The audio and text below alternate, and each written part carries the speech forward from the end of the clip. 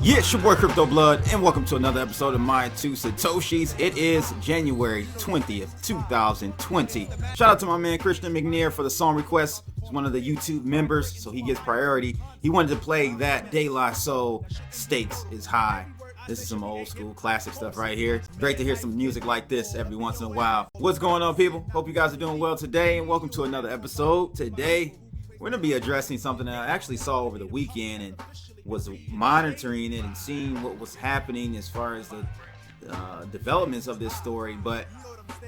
And I said this about when and I'm talking about EOS IO or block.one to be more specific. I said this when I actually talked about EOS IO 2.0 being released and how it didn't get much media attention at all from the major outlets, from the major crypto outlets. Didn't get much attention at all. And I know why. But this next situation is really blatant. Okay, this is really blatant. This is how the EOS go. So essentially, let me just give you a backdrop. Coindesk did an article over the weekend that said that block.one was not going to be using EOS IO to launch voice.com. So they went into this whole thing about how they're not going to use it and how can you we knew it was a fraud. Basically, you raised $4 billion and now you're not even using the same blockchain and so on and so forth. Nonsense, absolutely nonsense. It was fake, it was FUD. And after being called out about it by the CEO of block.one, they didn't even redact their statement. And so Coindesk ran with the report. In addition to that, Yahoo Finance ran with the report. Insane. So these are the types of things you need to watch out for and actually pay attention to. This is a bullish sign. When you have the industry colluding to kind of suppress your progress or suppress any new announcements and updates you may have, you should be like, okay, well, if they're trying to hide something, then that means there is something to be reckoned with or to at least be paying attention to, right? And so we're going to take a look at this article put up by EOS Go that kind of refutes this whole situation about what happened with Coindesk and gives you the details on actually what is going on with the rollout of voice. And no, not everything is perfect with any blockchain, and EOS IO as well, right? There have been issues. We're still, battling with fixing this exploit that ADOS, I think it's called, a app or DApp on the EOS IO blockchain, has been really screwing up stuff as far as the resources with CPU and RAM. I believe there is a solution ready to go. It just needs to be implemented. They're testing it, but there are many issues, right? Many issues to address, but you don't want to, as a media outlet or media in general, crypto media in general, you don't want to portray things or put reports out there that are absolutely false.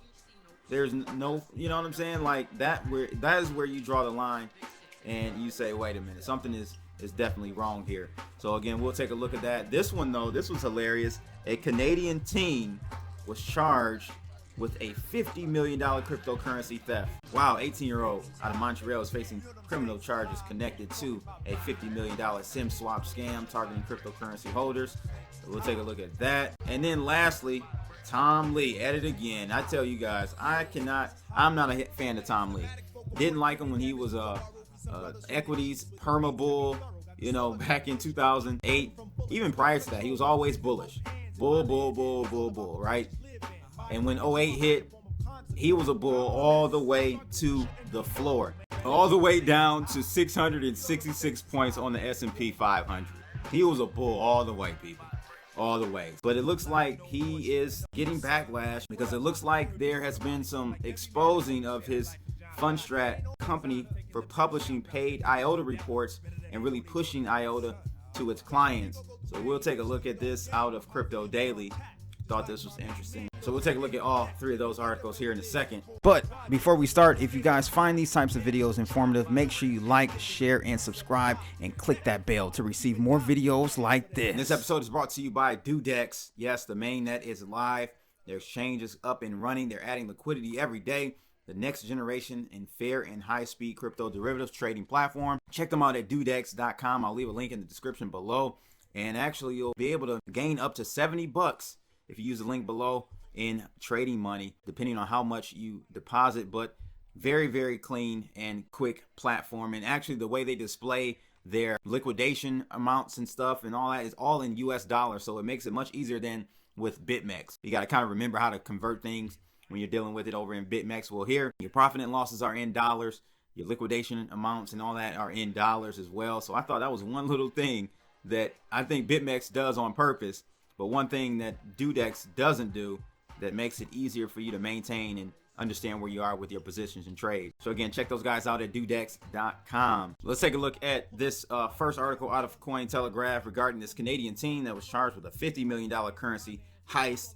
Says 18-year-old from Montreal is facing 4 criminal charges connected to a $50 million SIM swapping scam targeting cryptocurrency holders, Infosecurity Magazine reported on January 17th. So the hacker, Sami Binsaki, is accused by Canadian authorities of being part of a ring that stole millions of dollars in cryptocurrencies from American and Canadian holders. The theft is said to have occurred in spring of 2018. Quebec police representative Hugo Fournier saying the hackers were responsible for the theft of over $30 million from our neighbors to the south and 300 in Canada. Among the purported victims were Don and Alex Tapscott, renowned Canadian crypto entrepreneur and co-authors of the book Blockchain Revolution. The young teen was arrested in Victoria, British Columbia in November of 2019. The following month, he was released on a $200,000 Canadian bail, which is roughly $153,000 in USD, and prohibited from accessing any online capable devices, including gaming consoles, as well as owning or exchanging any form of cryptocurrency. Infosecurity Magazine reports that many of the individuals supposedly targeted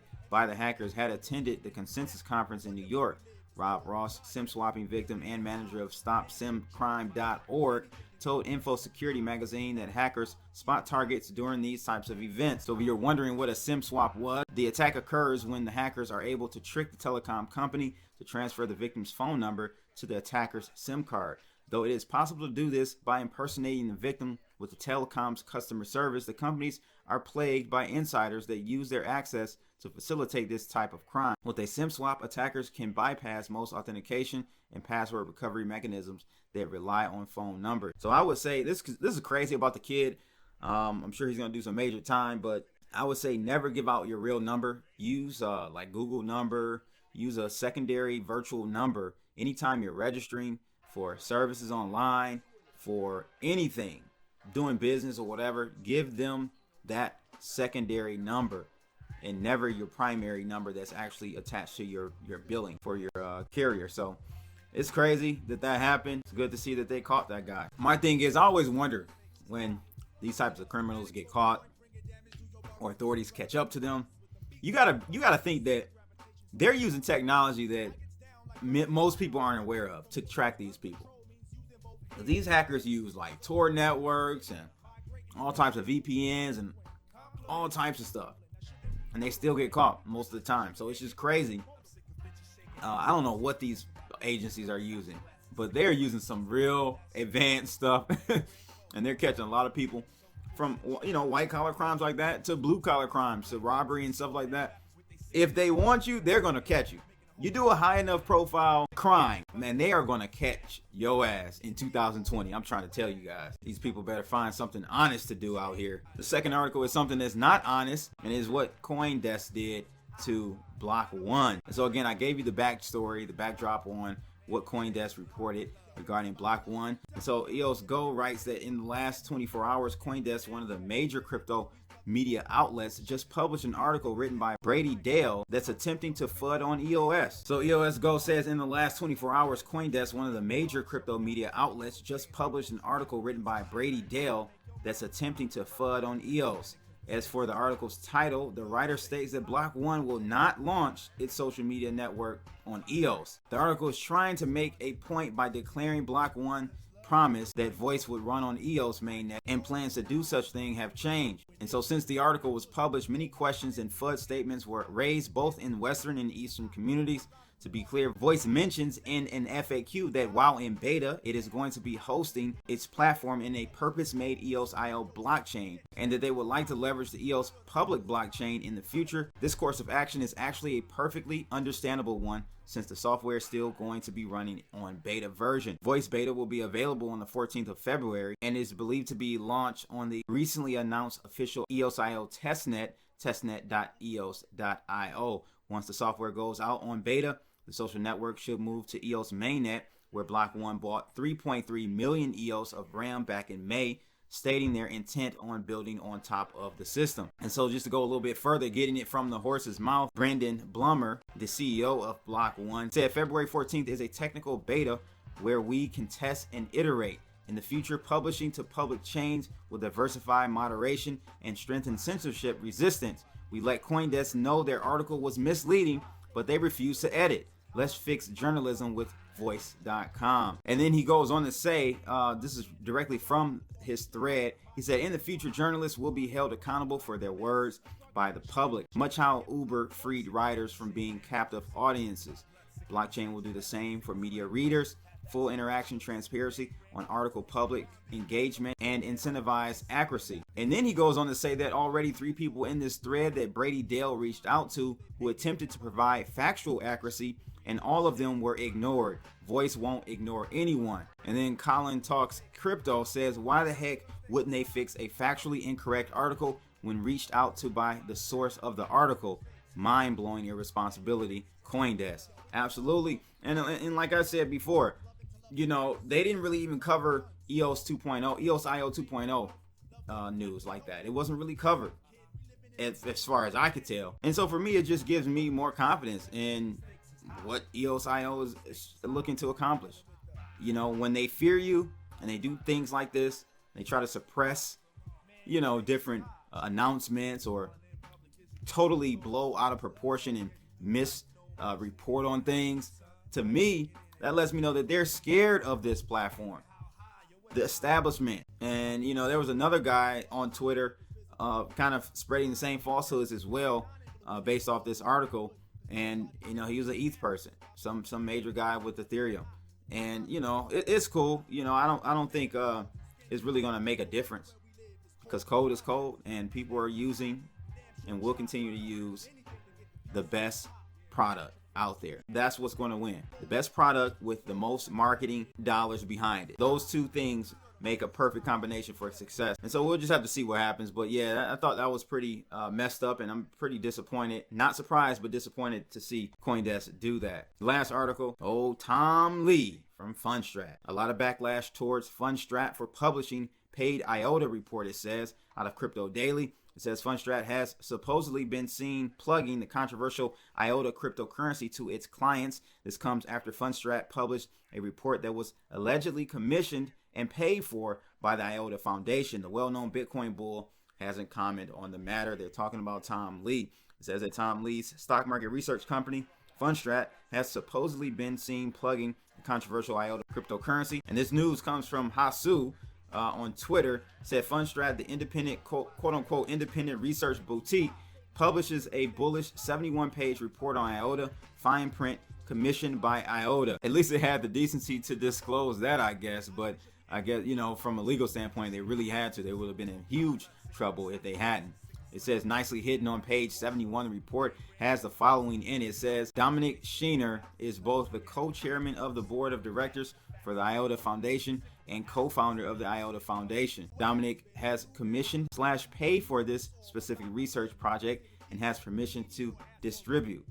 The whole situation is a little bit dodgy, to say the least. Tom Lee and Fundstrat have taken some hits in terms of their reputation. Lee predicted a $25,000 Bitcoin price at the end of 2018, which definitely didn't happen. It's been more than that. You can be wrong. Like, everyone's going to be wrong.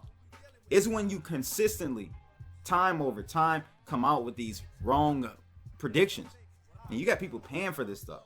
And he hasn't been right yet. That's the crazy thing. Tom Lee has not been right yet. And I've seen at least 5-6 different predictions from him about where Bitcoin is going. And he's got this proprietary system as far as knowing where Bitcoin is going to go because of mining and just all types of nonsense. So it'll be interesting to see how this plays out, if anything. I think people, unfortunately, people have a very short memory, and we forget just like that. You give the internet 2 weeks, forgot about it. Done. That's the problem. A lot of people aren't held accountable, you know, and it is what it is. So I'm just gonna start going out here and just putting out crazy predictions on cryptocurrency. Say I'm gonna cut my dick off, all that stuff. I'm gonna just go to full on sensationalism. See how far that gets me, people. That's just my 2 Satoshis on the subjects today. Make sure you guys like, share, and subscribe, and click that bell to receive more videos like this. And definitely a shout out to Christian McNear again for the song request. De La Soul, stakes is high. It's your boy Crypto Blood, and I'm out of here. How?